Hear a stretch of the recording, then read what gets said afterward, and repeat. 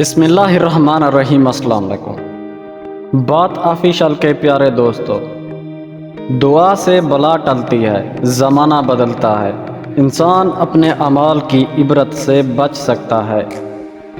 غم کی ایک بڑی خوبی یہ بھی ہے کہ یہ انسان کو نرم کر دیتا ہے اور اپنے حقیقی رازق اور مالک کے قریب کر دیتا ہے۔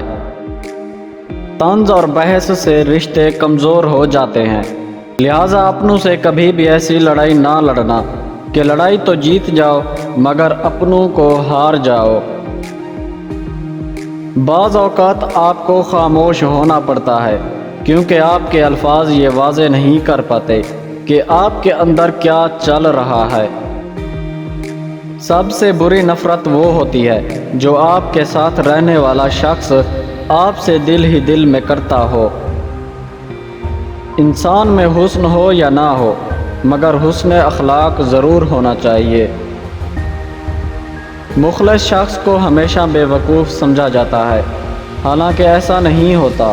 وہ سب سمجھتا اور جانتا ہے، بس وہ اپنے صبر کی وجہ سے لوگوں کی گھٹیا حرکات کو نظر انداز کر دیتا ہے۔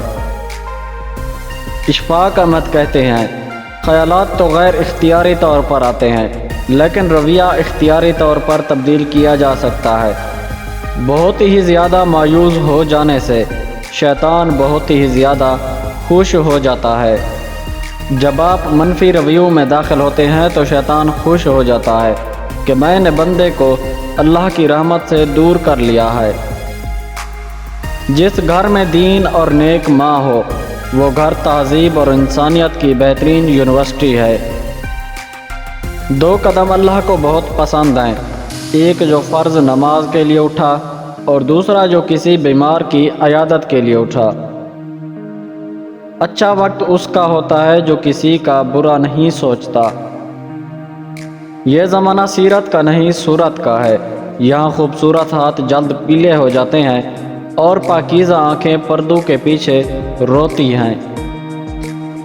ہر کسی کے لیے خود کو اچھا ثابت مت کریں، آپ صرف ان کے لیے انمول ہیں جو آپ کو سمجھتے ہیں۔